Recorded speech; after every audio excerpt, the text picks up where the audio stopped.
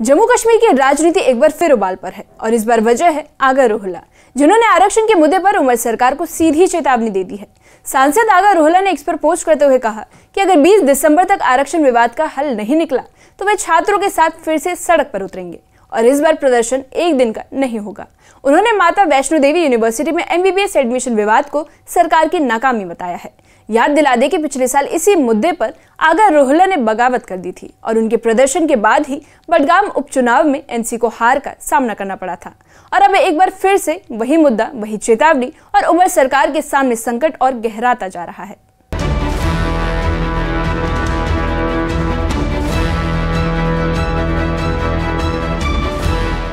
National conference की सरकार के लिए मुश्किलें खत्म होने का नाम नहीं ले रही और अब खुद पार्टी के सांसद आगा रोहिल्ला खुलकर चुनौती दे रहे हैं। आरक्षण के मुद्दे पर उन्होंने सोशल मीडिया प्लेटफॉर्म X पर बड़ा ऐलान किया है। 20 दिसंबर तक समाधान नहीं मिला तो वे छात्रों के साथ फिर सड़क पर उतरेंगे। सांसद आगा रोहिल्ला ने पोस्ट में सरकार पर सीधा निशाना साधा। उन्होंने कहा कि युवाओं की पीड़ा और निराशा को कब समझेगी सरकार। माता वैष्णो देवी यूनिवर्सिटी के AEBS एडमिशन विवाद को सरकार की नाकामी बताते हुए उन्होंने कहा कि ये मामला भी शायद सरकार की आंख नहीं खोल पा रहा। उन्होंने याद दिलाई कि पिछले साल भी सरकार ने वादे किए थे, लेकिन नतीजा आज भी 0 है। सरकार में बैठे लोग कब समझेंगे कि हमारी युवाओं के मन की पीड़ा और निराशा कितनी गहरी है। क्या चीज उन्हें यह एहसास कराएगी? यह स्थिति पूरी युवा पीढ़ी को घुटने की ओर धकेल रही है। क्या आज वैष्णो देवी विश्वविद्यालय में मेरिट वाले छात्रों का मामला भी उनकी आंखें खोलने के लिए काफी नहीं है, ताकि वे इस मुद्दे को गंभीरता से लेकर युवाओं को राहत दे सके? पिछले साल उन्होंने कहा था 6 महीने, वे 6 महीने अब 1 साल में बदल चुके हैं। कुछ हफ्ते पहले बडगाम विधानसभा चुनाव से ठीक पहले उन्होंने कहा था कुछ ही दिन, बिना यह बताए कि मसला हल हुआ या नहीं। अब वे कुछ दिन भी 1 महीने से ज्यादा हो चुके हैं। अब अगर वे किसी समय भविष्य में यह मुद्दा हल भी कर लें, जो कि शायद ही संभव दिखता है, तो जो साल विद्यार्थी पहले ही खो चुके हैं, जो रिक्तियां निकल चुकी है, उसकी भरपाई कैसे होगी?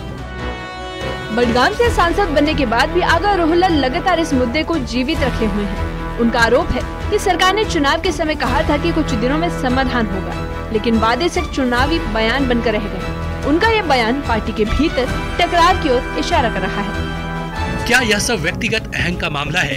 क्या यह पूरी पीढ़ी इसलिए सजा भुगत रही है क्योंकि मैं उनके लिए आवाज उठा रहा हूँ? ठीक है, मैं खुद को 1 महीने के लिए इस मुद्दे से अलग करता हूँ। आप छात्रों से मिलिए, इस मुद्दे को तार्किक तरीके से सुलझाइए, उन्हें अपने साथ लीजिए, मुझे कोसिए, मुझे उनके खिलाफ कीजिए, लेकिन कृपया यह मसला हल कीजिए क्योंकि यह उनके करियर का सवाल है।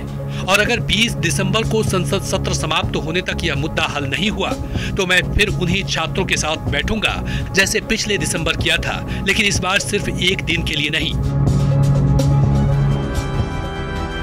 नेशनल कॉन्फ्रेंस के भीतर इस टकराव को लेकर कई सवाल उठने लगे हैं कि क्या आगा रोहिल्ला राजनीतिक दूरी और बढ़ाएंगे? क्या वो फिर सरकार को विपक्ष की भूमिका में चुनौती देंगे? और क्या युवा समर्थन की लहर ऊपर से नीचे तक पार्टी के ढांचे को हिलाकर रख देगी? पार्टी हाईकमान फिलहाल शांत है, लेकिन इस गुस्से की चिंगारी कभी भी लपट बनकर उठ सकती है। Bureau report, news 18। आगा रोहिल्ला के इस अल्टीमेटम से साफ है कि आरक्षण का मुद्दा सियासत के केंद्र में है। उनका कहना है कि सरकार युवाओं की नाराजगी और निराशा को समझने में नाकाम रही है।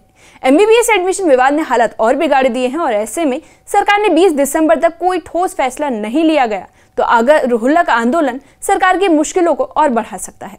अब बड़ा सवाल यह है कि क्या उमर सरकार फिर से उसी गलती को दोहराएगी जिसकी वजह से पार्टी को बडगाम में करारी शिकस्त मिली थी, या फिर आखिरी तारीख से पहले कोई समाधान निकाला जाएगा। फिलहाल राजनीतिक गलियारों में यही चर्चा है कि आगा रोहिल्ला के तेवर बढ़ते रहे तो उमर सरकार की परेशानी थमने का नाम नहीं लेगी।